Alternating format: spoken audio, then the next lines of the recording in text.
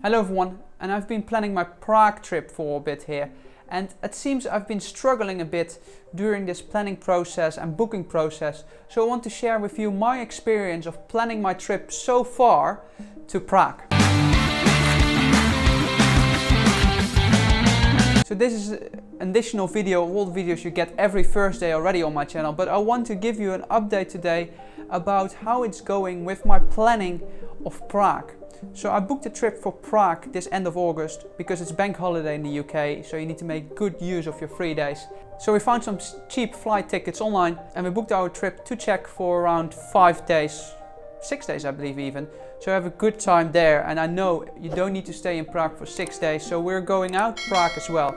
But the main struggle and the main surprise I had after booking those flight tickets was the fact that Prague, man, accommodation is relatively expensive.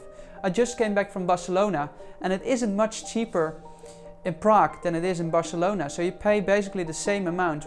So we just found an Airbnb for around £60 a night for 2 people, which is okay. It makes like £30 per person, but we were expecting to get it a bit cheaper as well.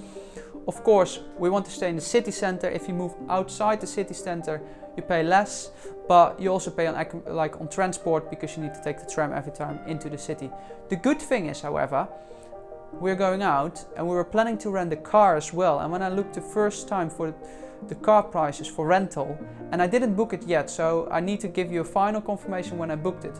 But so far it seems the car rental in Prague is around £50 for a 3-day rental. Of course you pay for fuel as well, that's always excluded, but £50 for 3 days, that's quite cheap. I can't even rent a car in London. Well, with a bit of luck I can rent a car in London just for 1 day for that price, so that's at least a bargain. We're also planning to do some horse riding, which is around £50 a person as well for a whole day horse riding, including lunch. So that seems quite good, but we still need to find the right area and the right person to rent the horses from. And yeah, overall I'm very excited for this Prague trip. So please, if you have been to Czech before, if you have been to Prague or somewhere else in Czech, leave down your tips in the comments below what I should do there, because I'm very curious about this city, and all the tips now can help me in planning my trip. We have some ideas what we could do in Prague, we have some ideas what we could do in Český Domolovský or something like that. I'm really bad in pronunciation, but it's in the south and it's basically the second city you have to visit when you're in Czech. So that's where we're going by car, and then we're staying there in the area to visit some nature. So I'm very excited to go into nature as well.